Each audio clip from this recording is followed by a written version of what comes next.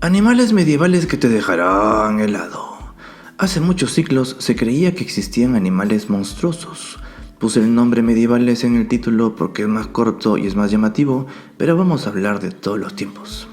Desde las civilizaciones antiguas hasta mucho más allá del Renacimiento, las personas pensaban que varias bestias extrañas poblaban el mundo, ya sea en los océanos, en los continentes lejanos o en un pan con jamón. Las explicaciones sobre estas extrañas criaturas variaron con el tiempo. A veces se los consideraba evidencia del desagrado divino y otras veces eran simplemente caprichos de la naturaleza. Claro que ahora se ha comprobado que ninguno de ellos existe y lo más probable es que no hayan existido, pero es curioso que les demos un repaso para ver hasta dónde puede llegar la imaginación humana. Imaginación humana. ¿Acaso los perros tienen imaginación? Bueno, no se sabe, habrá que preguntarles. Veamos algunos de ellos y si les gusta, de repente podemos hacer una segunda parte. Empecemos con los blemias. Se rumoreaba que en la antigüedad y posteriormente varias especies de hombres míticos sin cabeza habitaban partes remotas del mundo. Se les conocía como blemias y se los describía como personas sin cabeza pero con rasgos faciales en el pecho. Se pensaba que estos seres se presentaban en dos tipos, con ojos en el pecho o con ojos en los hombros. Muchos concuerdan que la primera referencia a los blemias la hizo el historiador griego Heródoto en sus historias, donde los menciona indirectamente refiriéndose a ellos como akepaloi, palabra griega para sin cabeza. Según los relatos que cita, estas criaturas junto con los cinocéfalos de cabeza de perro y otros seres extraordinarios residían en el extremo oriental de la antigua Libia. Pomponio Mela, geógrafo de la antigua Roma, es el primero en utilizar el nombre blemias. Otra mención la hace Plinio el Viejo en su Historia Natural, donde detalla que los blemias de África del Norte carecían de cabeza, teniendo boca y ojos en el pecho, y los ubica en Etiopía o sus regiones aledañas como Nubia. Pero los hombres sin cabeza no solamente fueron descritos en la antigua Roma y Grecia, también hay referencias en la mitología asiática. Textos zoroástricos como el Budashin y el Trakika, esos nombres que se leen ahí, mencionan razas con ojos en el pecho. Al-Qaswini, erudito persa, habla de seres similares en la isla de Java. En la epopeya india ramayana, el demonio Kavatna es descrito sin cabeza, con un ojo en el estómago y brazos largos, esperando ser liberado por Rama. En China, el clásico de montañas y mares relata al dios Xintian, decapitado y usando sus pezones como ojos y su ombligo como boca. En Japón, el yokai Tonotsura se presenta también sin cabeza, con la cara en el torso. Los relatos de hombres sin cabeza siguieron hasta la Edad Media. Algunos textos de esa época los describen como seres de aproximadamente 3,5 metros de alto. Cuando se empezó a explorar el Nuevo Mundo, también se pensaba que vivían por allí y hay descripciones de gente que dijo haberlos visto en América del Norte. El hecho de que hayan estado en tantas culturas alrededor del mundo tanto tiempo podría hacerte pensar que las historias son ciertas y que pudieron haber existido, pero eso no es verdad. Referencias a dragones también hay en todas partes del mundo, pero lo más probable es que la gente haya descubierto fósiles de dinosaurios o animales alados que vivían en esas épocas y hayan pensado, ¿qué rayos eran estos monstruos? Y de ahí crearon las historias. Con los hombres sin cabeza puede haber pasado algo similar. En la época del Renacimiento se empezaron a esclarecer las cosas y a buscar una explicación más lógica de todo este asunto. Por ejemplo, Joseph-François Lafitau sugirió que las descripciones de razas sin cabeza en América del Norte se debían a una característica local donde los individuos tenían la cabeza muy hundida entre los hombros. También propuso que los reportes sobre los sin cabeza de las Indias Orientales indicaban una migración de personas del mismo origen genético desde Asia hacia América del Norte. Algunas explicaciones más recientes dicen que la apariencia física de los blemias podría deberse a que hay personas que tienen habilidad para elevar los hombros excepcionalmente y posicionar la cabeza entre ellos. Otras explicaciones de estudios modernos a libros antiguos sugieren que la percepción de los blemias como seres sin cabeza podría derivar de personas que tenían peculiares tácticas de combate, como inclinar la cabeza hacia el pecho y arrodillarse parcialmente durante la batalla. Guerreros nativos podrían haber adoptado la táctica de mantener la cabeza baja al pecho al avanzar con una rodilla en el suelo, o bien podría tratarse de una costumbre de llevar escudos con rostros pintados. Y otras explicaciones también sugieren que estos seres eran descripciones exageradas de algunos simios que, como pueden ver, parece que tuvieran la cabeza en el pecho. Otro animal que se pensaba que existía en esos tiempos era el monopodo o el hesiápodo. Su descripción era que eran seres parecidos a los humanos que tenían un solo pie o pie que era enorme, el cual se extendía desde una pierna gruesa centrada en el medio de su cuerpo. El nombre hesiápodo deriva de la palabra griega, esa que aparece ahí, que quiere decir pies de sombra. En realidad, su nombre significa sombrapié, y es debido a que se describía que tenía la costumbre de elevar la pierna cual sombrilla y darse sombra a sí mismo.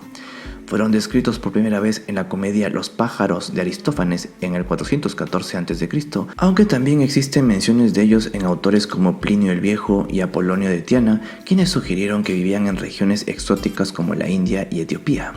Se les representó en diversos mapas y textos a lo largo de la historia, incluyendo el mapa Beatus de Burgo de Osma en 1086 y la cosmografía de Sebastián Münster en 1544, mostrándolos junto a otras criaturas igualmente curiosas, como pueden ver aquí. Más adelante, C.S. Lewis los incluyó en su obra La travesía del viajero del alba de la serie Las Crónicas de Narnia, donde se les muestra saltando. Algunas teorías sugieren que el mito del monopodo podría basarse en observaciones distorsionadas de yogis indios practicando prolongadas posturas de pie sobre un solo pie, lo que refleja cómo esta leyenda pudo haber evolucionado junto con la exageración de su única extremidad. Pasando ya a otro animal, en la Edad Media se pensaba que cada animal terrestre tenía su contraparte marina. O sea, el animal viviría bajo el mar y sería parecido al de la tierra, solo que con escamas y aletas. Este, por ejemplo, es un dibujo de lo que se pensaba era un león marino. ¿Dónde está su melena, dirás? Pues no se había observado ningún animal marino que tuviera pelaje, así que lo lógico era suponer que un león marino no tuviera melena, sino que sería algo como esto. No sé qué opinan, pero yo pienso que tiene cara de Paco. Siguiendo esta lógica, imagínense cómo sería la contraparte del animal más tierno del mundo, la rata topo desnuda. Pero no solo se pensaba que animales salvajes tenían su contraparte marina, algunos iban más allá y pensaron que existía el pez obispo. Incluso hay una leyenda que cuenta que este pez fue llevado ante el rey de Polonia en el siglo XVI, quien deseaba mantenerlo cautivo. También fue mostrado a un grupo de obispos católicos a quienes el pez obispo les convenció para que lo liberaran. Y cuando hicieron esto, se dieron cuenta que hizo la señal de la cruz y desapareció en el mar. Como pueden ver, su aspecto era la mitad hombre y mitad pez, con el torso y una especie de capucha escamosos. Se cuenta que otro fue supuestamente capturado en el océano cerca de Alemania en 1531. Se negó a comer y murió después de 3 días. Fue descrito y dibujado en el 4º volumen del famoso libro de Konrad Gessner Historiae Animalium. El criptozoólogo Bernard Habermas creía que lo que habían descrito todos los que lo habían visto fue un calamar de Grimaldi, el cual no tiene escamas en el manto y es difícil de encontrar. ¿Cómo les hizo la señal de la cruz como cuenta la leyenda? No sé, quizás había cositas. Otro animal medieval interesante es el bonacón. Esta bestia mítica se describe similar a un toro con melena de caballo y cuernos en espiral. A diferencia de otros animales que aparecen en los bestiarios, que es donde se catalogaban a estos animales raros y que estaban cargados de significado simbólico, el bonacón destaca principalmente por sus métodos de defensa poco convencionales. Como sus cuernos están curvados hacia adentro, no sirven para luchar, por lo que lo único que le quedaba al animal para defenderse de los cazadores era lanzar un potente chorro de estiércol que quemaba todo a su paso. Sí, no es chiste. Bueno, así de risa, de repente lo crearon para eso. Pero las ilustraciones medievales frecuentemente muestran a los cazadores en armadura completa intentando protegerse de este ataque con expresiones exageradas de miedo y disgusto, lo que hace que la escena sea más graciosa. El bestiario de Northumberland, por ejemplo, capta muy bien el momento cómico con los cazadores mostrando ojos muy abiertos y labios apretados de preocupación. Otras representaciones agregan más detalles humorísticos, como cazadores con las narices fruncidas y en posturas de huida, dando a entender que el olor del estiércol era más feroz que el mismo animal. Algunas versiones incluso sugieren que el bonacón, con una sonrisa pícara, parece disfrutar de la situación.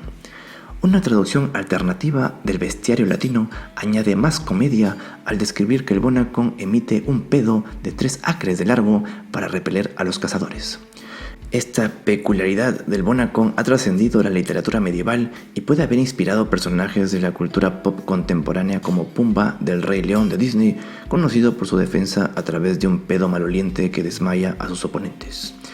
Esto es una muestra de que el humor relacionado con el baño ha estado en la cultura presente, demostrando que incluso en la Edad Media la gente encontraba diversión en los chistes de caquita. Es raro porque a veces hago chistes así y la gente dice, ¡ay, qué asqueroso! ¿Cómo va a hacer esos chistes? ¡Qué grosero! En fin, y así, este animal con toda esa cochinada te va a dejar un helado, como prometimos al principio. Ahí está, tú decides si lo comes o no. Yo no te aconsejaría comerlo en el baño. Antes de irme quería contarles que el robot de Platón está regalando un mes gratis de Skillshare, la reconocida plataforma de aprendizaje en línea para que obtengan acceso a miles de clases a su gusto. Denle una ojeada, quizá haya algo que siempre han querido aprender. Hay cursos de todo tipo, desde edición de video de cocina hasta inteligencia artificial. Así que aprovechen, les dejo el enlace en la descripción. Ahora sí, adiós. Sueñen con las bestitas.